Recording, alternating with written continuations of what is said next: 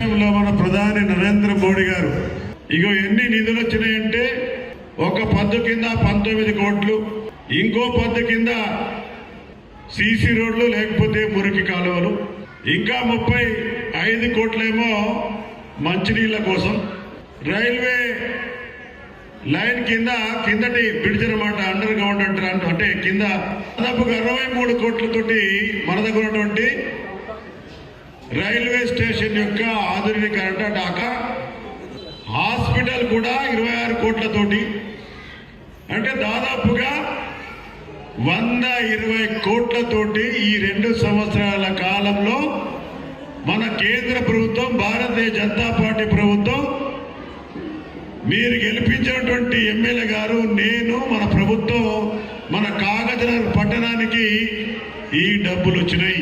దాదాపుగా సగం మందికి ఈరోజు సగం కంటే ఎక్కువ మందికి బియ్యం వస్తున్నాయి. ఇదే పార్టీ, మన పార్టీ, పువ్వు గుర్తు పార్టీ, భారతీయ జనతా పార్టీ కమలం గుర్తుగా యొక్క కేంద్ర ప్రభుత్వం, మన యొక్క ప్రధానమంత్రి గారు మన పార్టీ ఇస్తా ఉన్నది. నిర్మాణం చేసుకోవడం కోసం కూడా పైసలన్నీ కూడా కేంద్ర సర్కారియే.